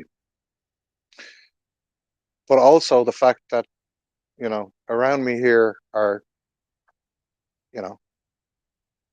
flora and fauna. Now, if you place 6 trees in a group, people will consider these things to be wood and bark, uh, drawing water from the soil with branches and leaves. No concept of any intelligence whatsoever other than whatever's programmed into them in order to grow in that particular fashion. However, if in that group of 6 trees, one of them isn't doing so well, the other 5 will send nutrients to that 6th tree using the underground mycology network. Now, the overground representation of mycology is mushrooms. Our entire globe is based on the functioning of fungus and mycology and the whole concept of recycling, ourselves and other things into the dirt and back out again. These single-celled organisms exhibit collective intelligence and swarm intelligence that allows them to crawl across a rock space, solving the traveling salesman problem, which we can't. But there's no recognizable intelligence as far as we're concerned in them, in that they don't have a backbone, they're single-celled, they don't seem to have higher brain functions, but somehow they manage to collaborate, not like ants in a hive or bees in a swarm, and these are single-celled. How does that happen? Nobody knows. So we seem to say to ourselves, human intelligence is peak intelligence. And, the question is it? And that's the basis of our perception of reality. You see, our conscious, in order to remain sane, develops a construct around us in order to parse things out of the world that we can't deal with and leave the rest in. Our brains our eyes tell our brain what's happening, not the other way around. Our subconscious in our brain controls all of our features that are all of our functions within our body. Every second we lose and create a million blood or million cells. We regulate our breathing, our kidneys, our liver, and very, very few people have the discipline of being able to intervene in that process. And then our superconscious, which is something that we pay scant attention to, is our connection to whatever it is that we just don't seem to be able to connect with in any real way. And we say that civilization never existed before, let's say, 6,000 years ago in Sumeria with the cities of Ur and Akkad, and that only because they left tablets behind that had little bits of writing on them, and that's what academia recognizes as civilization. But the inconvenient fact that there are many monuments around the world, like Göbekli Tepe and the monoliths in Malta, that say, well, academia says hunter-gatherers is what we were, living hand to mouth, eating berries and trying to slaughter the nearest animal if we could manage to chase it down. And yet at the same time, we became master stonemasons with a highly complex concept of symbology, and took the time out of living hand to mouth to create these huge monuments and then cover them in earth. And also we seem to think that the definition of a civilization is to leave garbage behind you, in the form of ruins or other detritus from your activities. But that's just based on what we have created as what is a civilization. So the Younger Dryas and all of that period, and prior to that, is sort of written off. And it's not pseudoscience to say any of this, because the polar wobble, which is a recognized event, occurs once every 25,500 years. Now, it's reasonable to assume that in order to consider something observed, you have to observe it at least twice. That is to say, you can't observe something once and say that it occurs again. So therefore, it's reasonable to say that you have to observe it twice. Now, to be pretty sure, you'd have to observe it more than twice. But let's just say you observe a thing twice. Well, if that can be carved into the walls of monuments in Southern America, that says that 25,500 years ago, people were of a particular mindset where they could observe a polar wobble and its effect on weather and other factors within our physical environment. So everything we have is a theory, and people love to use the word conspiracy in front of theory whenever it comes to anything about modern discourse. But quantum mechanics is a theory. Quantum theory is a theory. Newtonian physics and the unified theory of everything is a theory. They don't call them conspiracy theories, but they are theories. They are just Occam's razor. In the absence of a better solution, then the solution with the best evidence, or the simplest solution, or the most elegant, is the one we'll go with. And that's what people miss in this debate that you've just asked me about in terms of alternative systems. What is, absolute truth and fact, and what is subjective truth?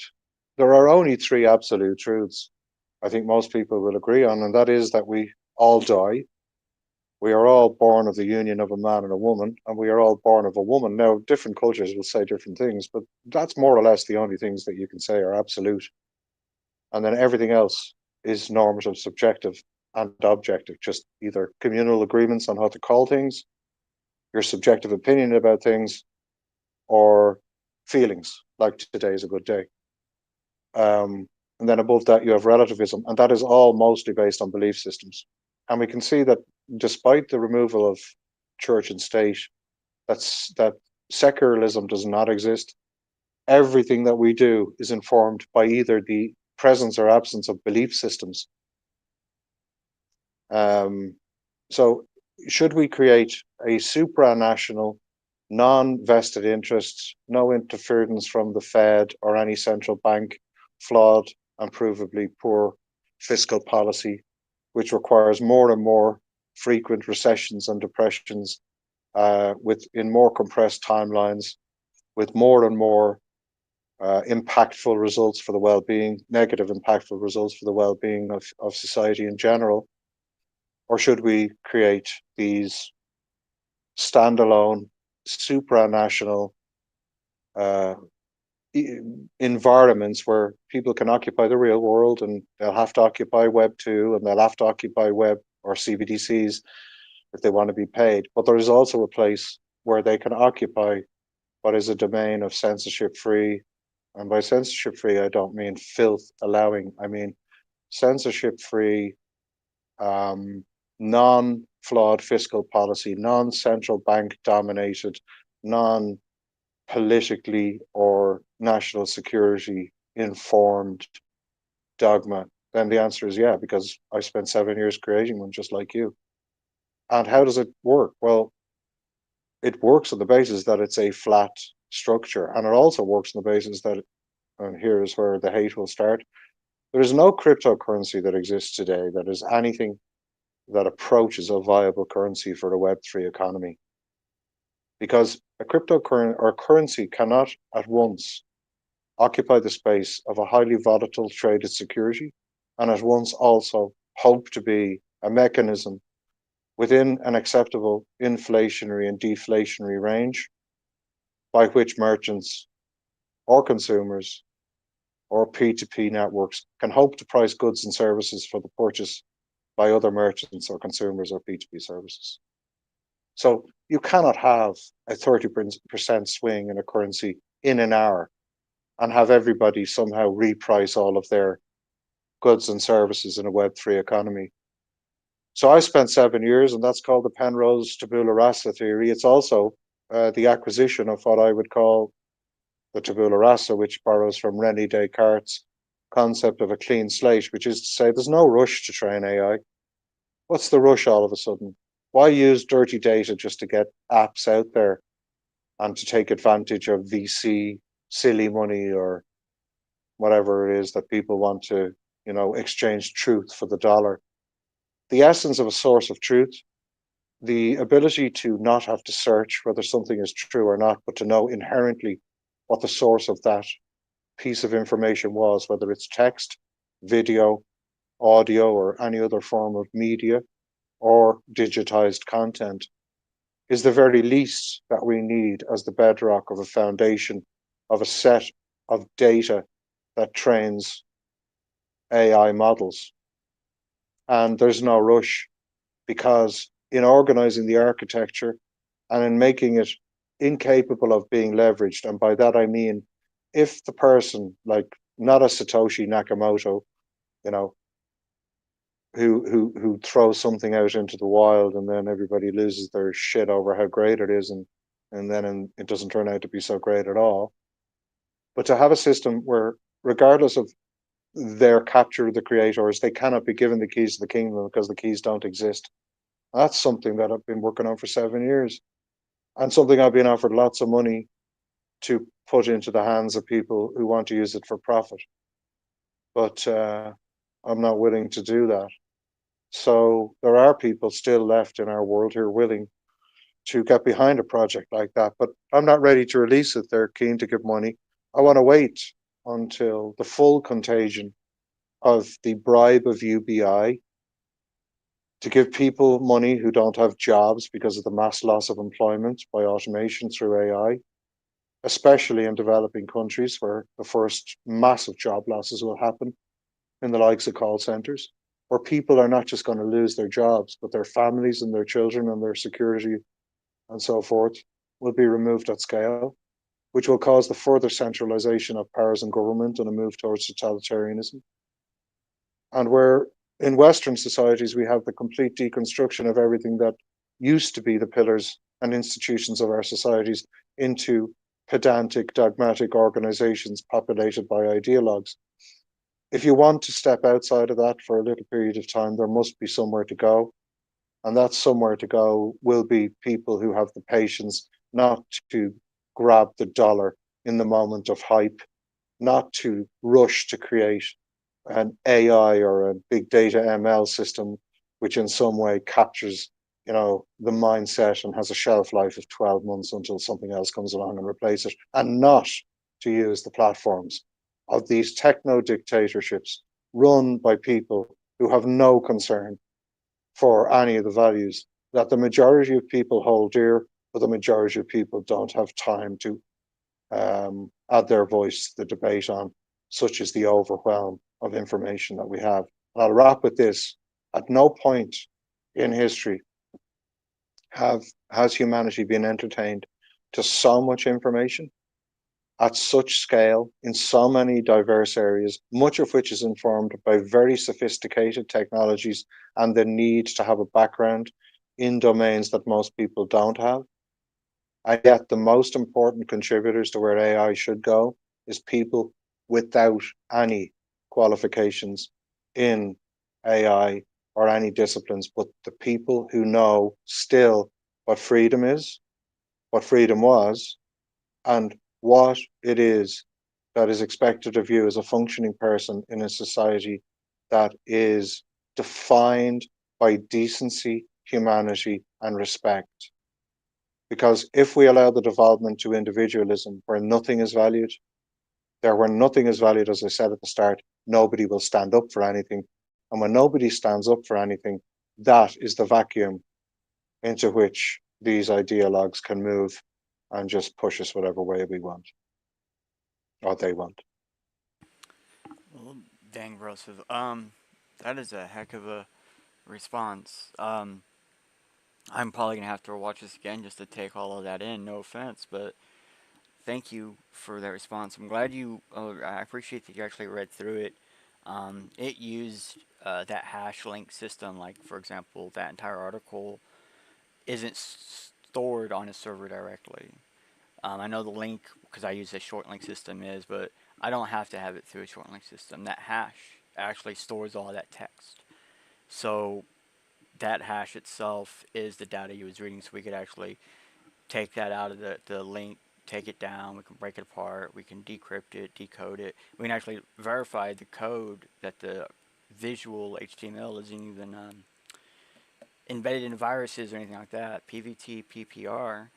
And I'm bringing that up because I want to ask: have you used any of the alternative decentralized web storage systems like private paper, IBS, or itty bitty sites, or I think the more well known one is interplanetary file system or interplanetary name system, IPFS and IPNS. IPFS, yeah.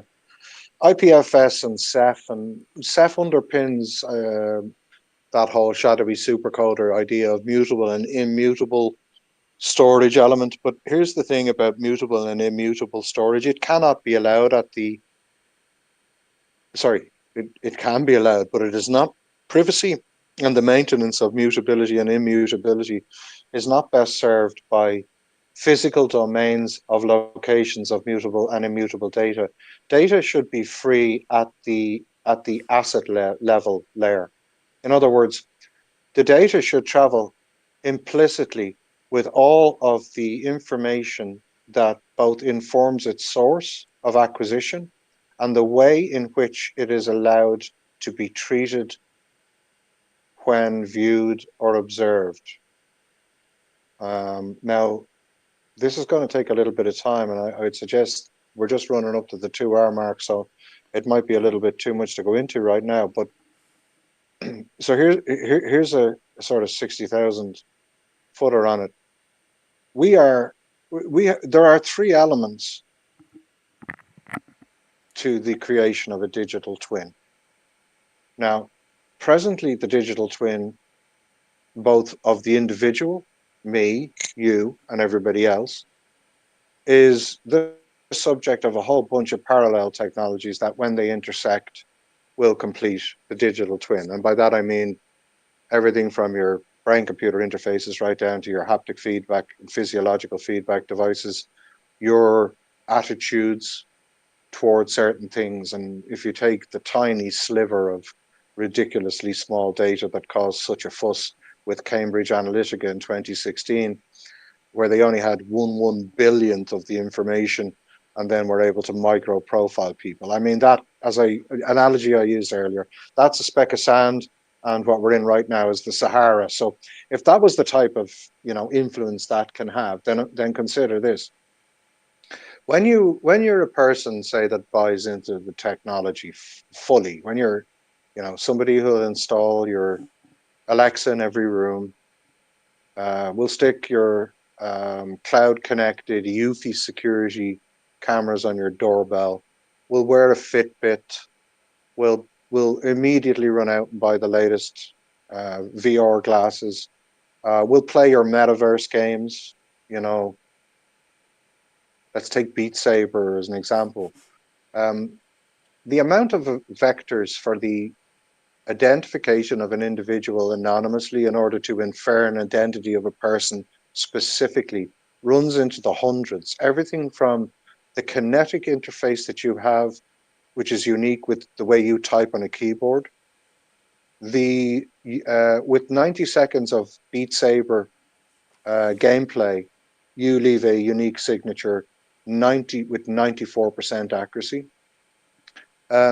Your pupil dilation while wearing a set of VR glasses, as images in a game are run past you, where certain images contain certain types of activity, can infer your position on political, sexual, ethnic, gender, and any other host of different particular narratives in society. When combined with a Fitbit, which will measure your heart rate, your blood pressure, your body temperature, and your sweat gland emission, can even more strongly infer your position on certain subjects, just by the introduction of a brief image. And bearing in mind that none of these systems are any longer query-based, they are real-time, because the difficulty in the past with mass acquisition of data under programs like PRISM, Muscular, Stellar Wind, and all the others was that when the NSA sent the data through to GCHQ for processing, because the UK is the most draconian surveillance society on the planet since the Investigatory Powers Act IPA of 2016, and GCHQ processed that data, and it was queryable through the X-Keyscore system by members of the US intel community. You could always notice that it was very poor at predictive, but very good at reactive responses. And by that I mean, if you take the Ariana Grande concert attack in Manchester. The culprit was never identified in advance, but when his face was caught on the CCTV systems, his network of support was hosed up very quickly because it was a query-based system. Because Edge Analytics did not notice that 6 times his brother had surveilled the location, 6 times his brother had gone out and looked in the venue, and 6 times his brother had made a phone call to him to brief him on his findings. That's because they were query-based, you know? Mm-hmm. So, but when you put in the query with the facial recognition of the person who's carried out the attack, then you hose up the support network because the pattern matching in the back end has an instruction. With real-time edge analytics and these new CCTV cameras, along with all those other devices that I mentioned earlier, what you've got is the movement towards a digital twin of individuals. But you've got also a digital twin of the physical space you occupy. And that is multi-layered geospatial information systems, the emotive web, which is everything I'm saying here over this phone to you, and all the Mm-hmm. things we do on Twitter or even on Nostr or allegedly decentralized platforms, and the sensory web, which is all those devices I mentioned, Alexa, the CCTV systems on your front door, the sensor on the side of your boiler, the network of things, the Internet of Things. All of that moves from predictive analytics and forecasting into what's called nowcasting. And I wrote a paper which is not published called From Induction to Deduction and Why Black Swan Events Don't Exist. They only exist because we're not looking in the right places and don't have all the data points. Um, Now, I do happen to have a colleague who knows Nassim Taleb. Um, I haven't had the pleasure of speaking to the man ever, but the idea of a digital and physical twin and the digitization of our physical and personal spaces is a horrific thought because it means control and Yeah.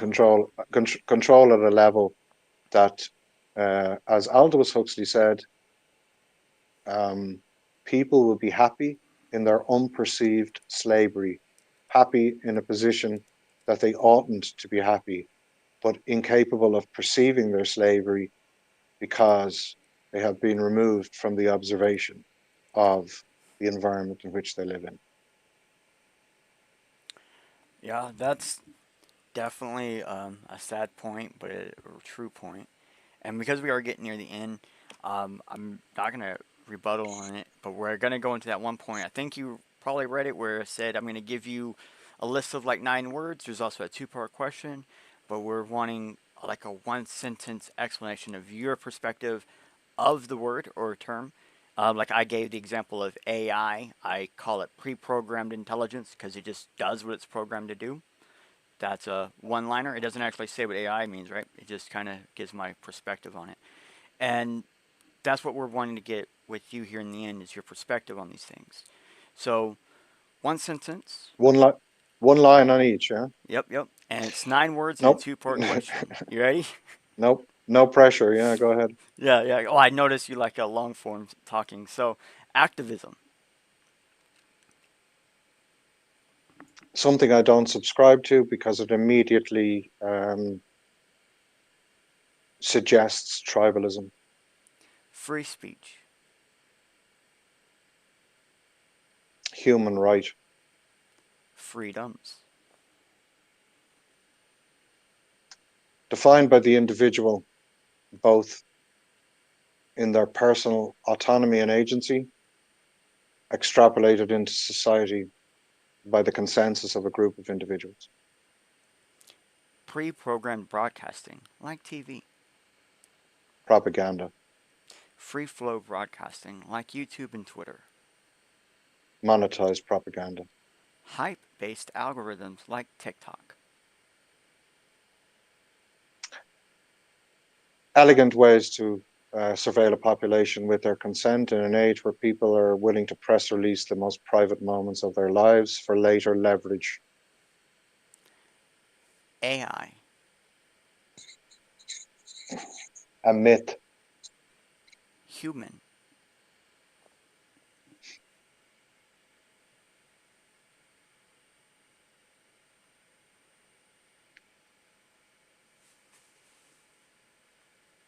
to constantly occupy a space where you know that there is a divine but can never hope to understand it. Machine. The thing by which they wish to replace humanity with. All right, now for the two-part question, it's the same thing. Try to keep it at about a sentence or as short as you can. Is there any article or position that you have personally had influence on that you believe made a major difference?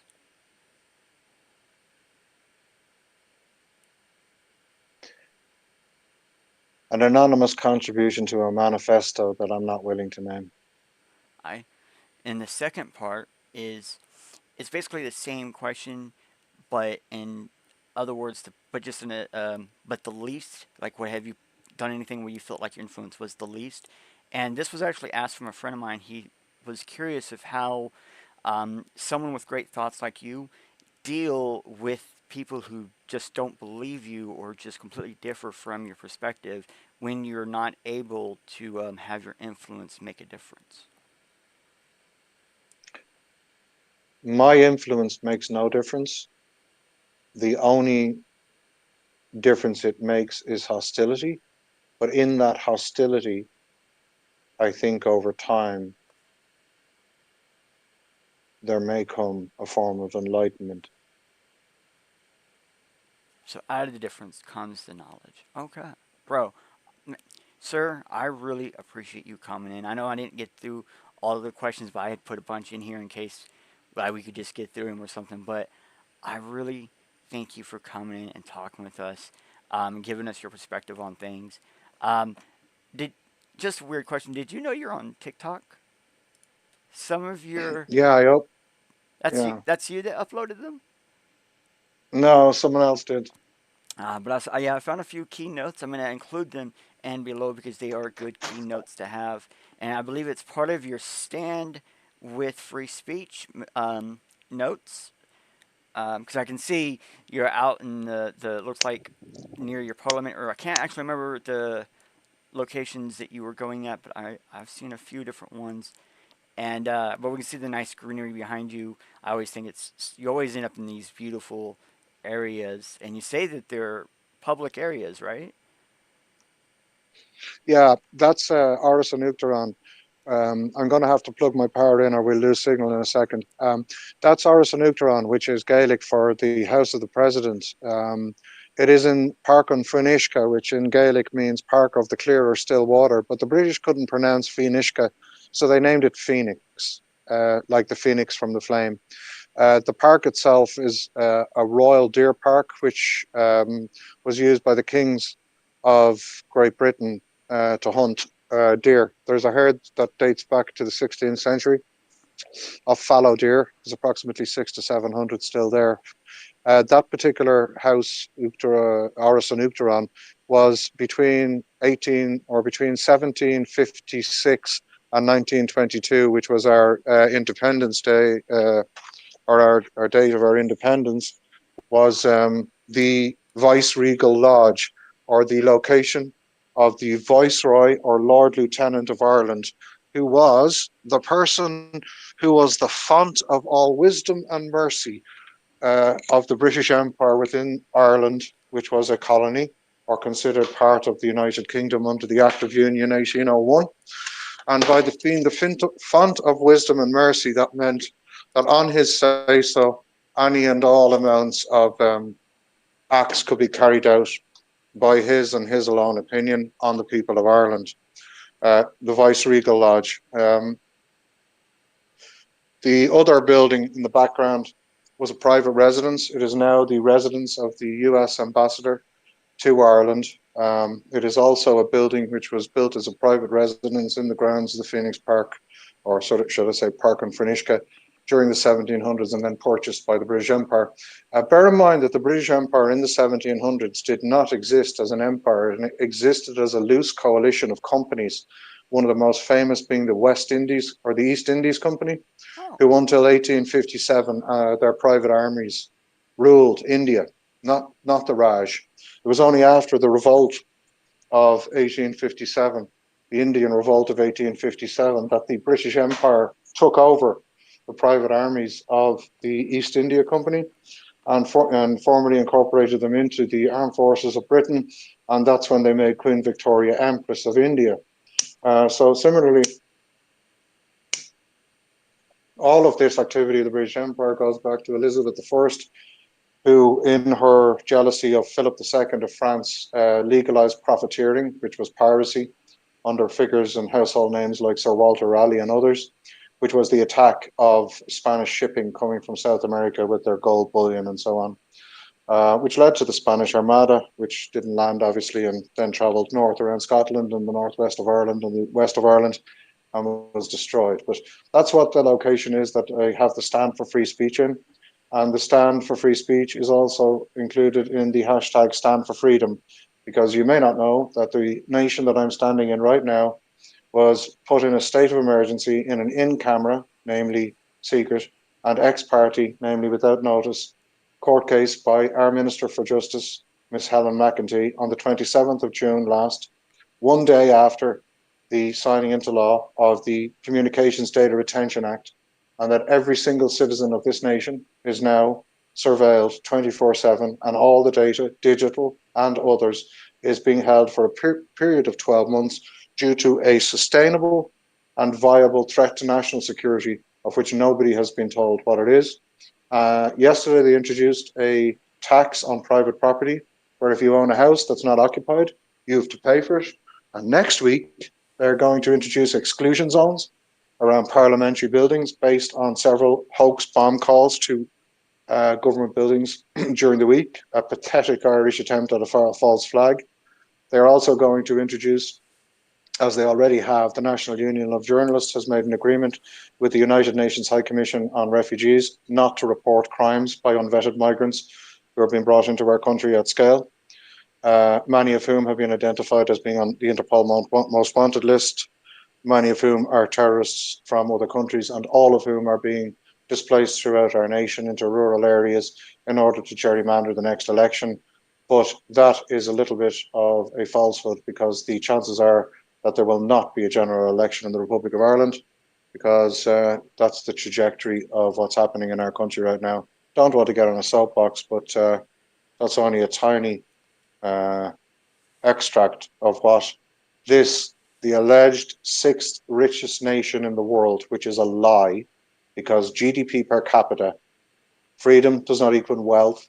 Freedom does not equal the ability to say that GDP per capita makes you the sixth richest person in the country, when we have a 15-year-old homeless crisis, an unfit for purpose transport system, an unfit for purpose healthcare system, a two-tier justice system, a corrupt and rogue government that long ago acted outside of its democratic mandate, who have now told their own citizens that they are the outlaws in the country and those without citizenship are entitled to more rights. And that, with respect to all of that, have compromised our neutrality by inviting the British Air Force to police our airspace, bearing in mind that the territory of Ireland is 10x the landmass of Ireland, just in case people are not aware of that, and we are one of the largest nations in Europe by territorial footprint, which includes our territorial waters. The invitation of NATO to police our international waters due to the subsea infrastructure, where all the landfall of all the cables of connectivity from the United States to America fall on Irish territory, where in our nation exists most of the data centers that contains the data of 1.3 billion Europeans and Americans, where our Data Protection Commissioner has failed to adjudicate over 96% of the complaints of breach of privacy by Europeans of their data, by the illegal sharing, both with US multinational corporations and intelligence services within the United States, where as an island, we are the headquarters for 900 US multinational corporations, and 78% of our corporate tax take is from 3 of them, one of them being Apple and the biggest, and where our own government is fighting with Apple for the last 5 years not to take 15 billion euros worth of illegal political state aid unmandated to the Irish people to Apple, and where our own people in the nation of Ireland as citizens have been told that they have no right to tell this government or to criticise this government. And next week, if you tag a politician on a social media post or if you write them an email, you're guilty of a crime, you will be arrested and you will be imprisoned. They didn't realize it got so bad over there already. So sorry, man. Now I Yeah, see why the standing, where you're. I understand now where you're standing is why so important. It's a double alternative where it's both been a spot of freedom before in the past, and it stands for what it physically you're trying to get for the actual freedom, something that was being done there before. Uh, thank you so much. We're gonna have to do the closing statement, so I'm gonna put you on a mute real fast while we go ahead and do the rollout. All right, thank you everybody for showing up. See you guys in 2 weeks when we have the next episode and see who comes in. All right, until then, you guys enjoy.